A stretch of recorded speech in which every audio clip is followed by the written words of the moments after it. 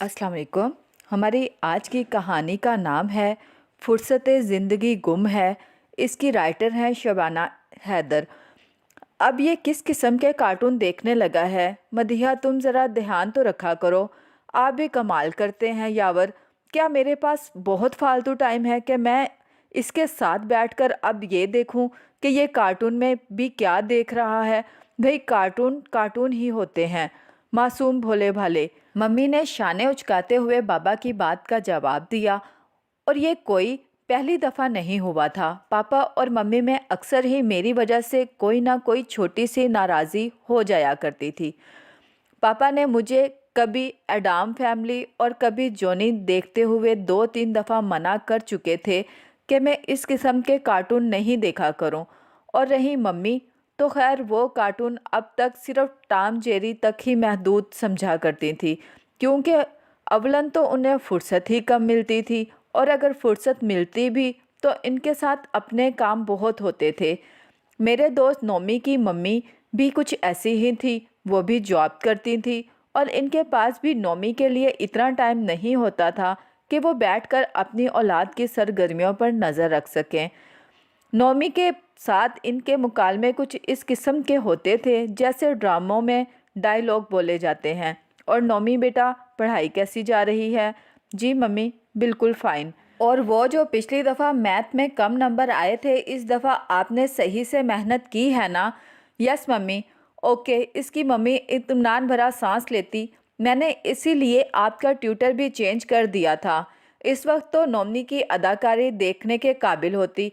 मैं तो कहता था कि किसी ड्रामे में अदाकार वगैरह लग जाओ। तो और क्या करूं? वो मुंह बनाकर कहता। मम्मी, सवालात भी तो कुछ इसी किस्म के करती हैं। मैं तो सच्ची बात है ना, अपनी पढ़ाई से मुतमईन हूँ, ना ट्यूटर से, जिसको सिर्फ अपनी फीस से मतलब है। अब एक आदमी मुतमईन हो जाए तो बेहतर है ना। तो तुम कोई दूसरा ट्यूटर रख लो। ये इस मसले का सबसे आसान हल है। दूसरा ट्यूटर भी पहले वाले ट्यूटर की तरह ही होता है, बस बात यह है कि इसका नाम मुख्तलिफ होता है। वरना सबका ये हाल है कि बस किसी तरह से अपने ड्यूटी आवर्स ख़त्म करें, महीने की पहली तारीख को मम्मी से हज़ारों के कड़कड़ाते नोट लें और बस इनकी ज़िम्मेदारी ख़त्म। खैर छोड़ो, हम भी तो किन बातों में उलझ गए। आज शाम का तुमने मैकडॉनल्ड का प्रोग्राम बनाया हुआ था, फिर क्या हुआ? बताया तो था, मगर कुछ पैसे कम पड़ रहे हैं, वो तो तुम्हें ही लेकर आने होंगे। चलो ठीक है, फिर शाम को मुलाकात होगी। मैं खुशी खुशी सीटी पर शोख धुन बजाता हुआ अंदर दाखिल हुआ। इसी वक्त अम्मी परेशान शक्ल लिए सामने नज़र आ गई। हालांकि मेरे हिसाब से तो उन्हें एक हफ्ते के बाद परेशान होना था। जो पैसे मैकडॉनल्ड जाने के लिए मैंने निकाले थे, इनका पता कम अज़ कम एक हफ्ते के बाद चलना था। फिर वो पता नहीं क्यों इतनी परेशान थी। क्या हुआ मम्मी? पता नहीं इस घर में क्या हो रहा है, वो परेशानी से बोली। घर से पैसे गायब होने लगे हैं। याद है ना, एक महीने पहले भी मेरे पर्स से 10,000 रुपये गायब थे। और अब फिर? मम्मी, मासी से पता किया होता। पिछली दफ़ा भी तुमने यही कहा था और मैंने इससे पूछ भी लिया था। याद है कितना नाराज़ हुई थी? काम से जवाब दे दिया था। बस यही तो ख़राबी है। और सही बात बताऊं अम्मी, मुझे तो मासी शक्ल से ही चोट लगती है। अब किसी की शक्ल को नहीं कहो, लेकिन फिर भी इसका कोई हल होना चाहिए। आज तुम्हारे अब्बू से बात करती हूँ। बाप रे बाप, मेरे तो हाथों के तोते कबूतर सब उड़ गए। क्या बात करती हैं मम्मी आप? आपको क्या अब्बू का पता नहीं है? वो भी सीधा यही बोलेंगे कि ये सब काम मासी ने किया है, इसको फ़ौरन बाहर निकालो। और फिर कोई दूसरी मासी भी नहीं रखने देंगे। ये बात तो है, इनको तो वैसे भी मासी के कामों से अल्लाह वास्ते का बैर है। फिर क्या करें? क्या किसी मौलवी या आमल को दिखा लें? घर पर कोई साया तो नहीं हो गया? ये ठीक रहेगा मम्मी। मगर आपको पता कैसे चला कि पैसे गायब हैं? मैंने यूं ही जॉगर्स उतारते हुए पूछा। अरे भाई, सीमा का फ़ोन आया था, मेरे पास आने को कह रही थी और 1-2 दिन में पहुंच भी जाएगी। तो मैं यही सोच रही थी कि कुछ चीज़ें वगैरह मंगवा लूं। لیکن اب تو کچھ بھی نہیں ہو سکتا۔ ان کا لہجہ مایوس اور متفکر تھا۔ ایک لمحے کے لیے مجھے افسوس بھی ہوا، لیکن میں بھی کیا کرتا۔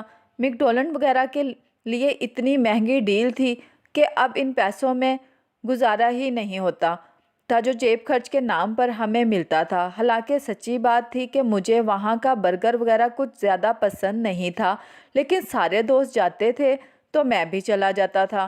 پھر حمزہ کہتا چونکہ ایک امریکن ریسٹورنٹ ہے لہٰذا سسٹم بھی امریکن ہی چلے گا، بل سب برابر تقسیم ہوگا۔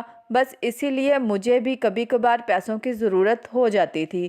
ممی کو تو یاد ہی نہیں رہتا تھا، پتہ نہیں کیسے اس وقت انہیں پیسوں کی گمشدگی کا پتہ چل گیا تھا، ورنہ وہ بہت مصروف خاتون تھی۔ صبح اسکول میں پڑھاتی تھی، دوپہر میں آ کر کھانا پکانے وغیرہ کا کام، اس کے بعد شام کو کوچنگ۔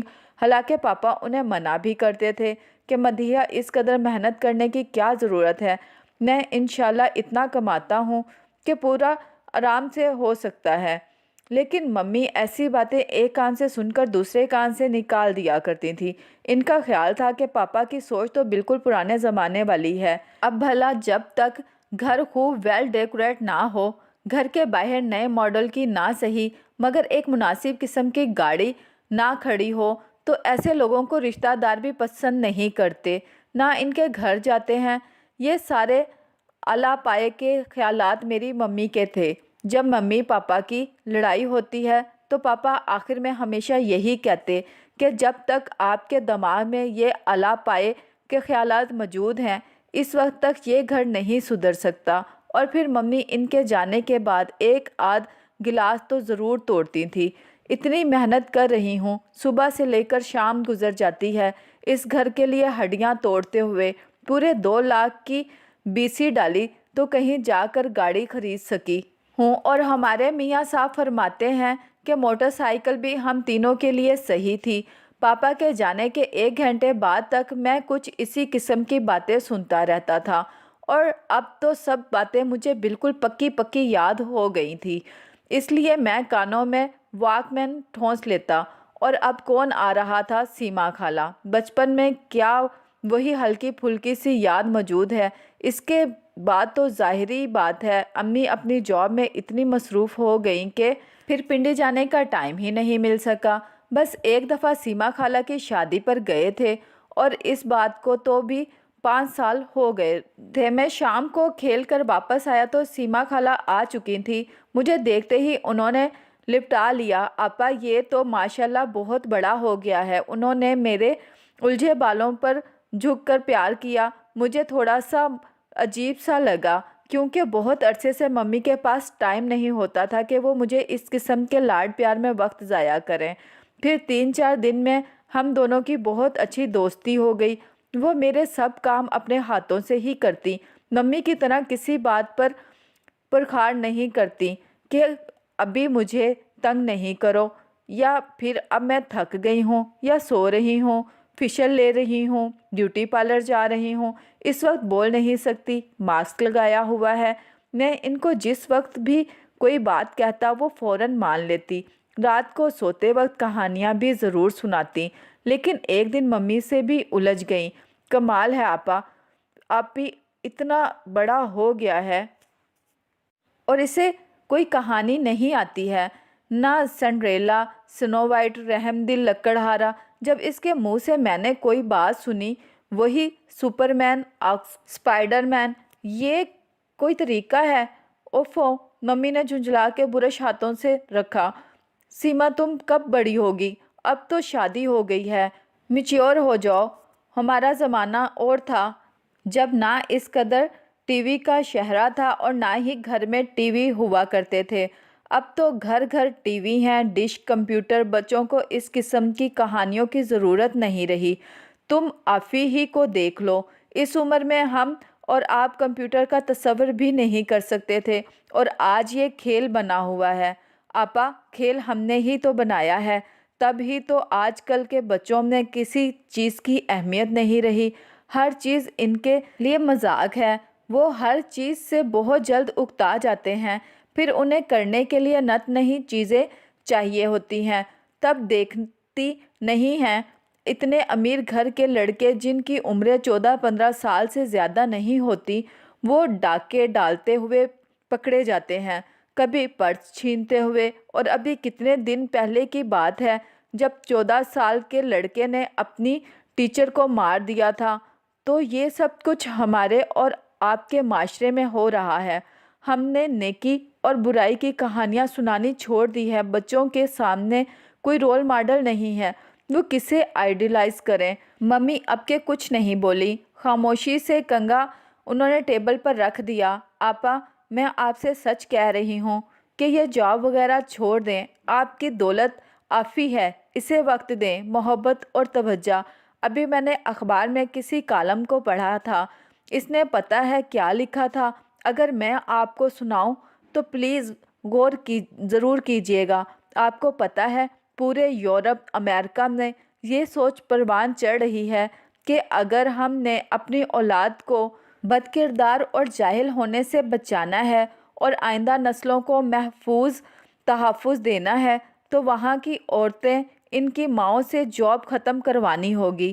جب بچوں کی سیکھنے کی عمر ہوتی ہے، جب وہ کچھ بننے کی، جاننے کی عمر میں ہوتے ہیں، اس وقت ان کی مائیں آفس میں دھکے کھا رہی ہوتی ہیں۔